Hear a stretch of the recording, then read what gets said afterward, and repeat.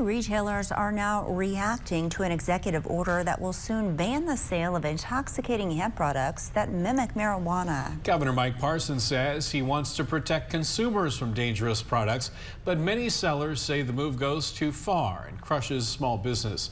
Missouri Capitol Bureau Chief Joe McLean has more from Jefferson City. This executive order affects weed products that are made from hemp instead of from cannabis. They're called cannabinoids, and because they exist in that loophole, they're not regulated in the same strict way that cannabis products are here in the state.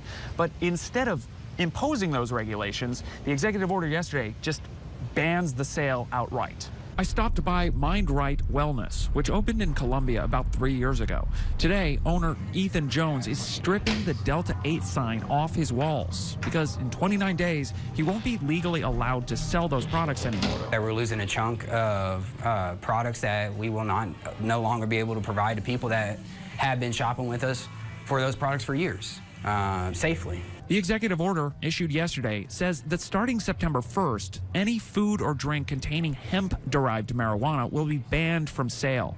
Jones said the order means he could lose up to 20% of his business come September. It's already hard enough as a small business to keep your doors open, and doing things as the most correct way possible. And putting the nail in the coffin like this is exactly what it's going to do for a lot of businesses that are kind of on the fringe like ourselves, you know. The Missouri Hemp Trade Association actually lobbied state lawmakers for years to impose age restrictions to combat deceptive packaging and dangerous products, things they say were bad for their own businesses.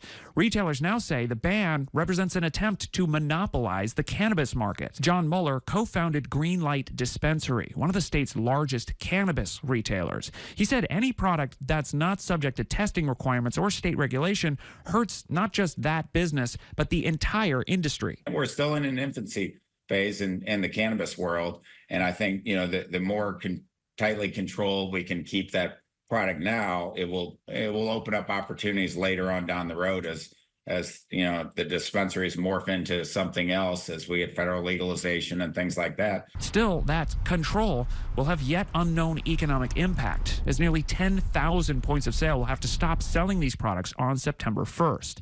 In Jefferson City, Joe McLean, WGEM News.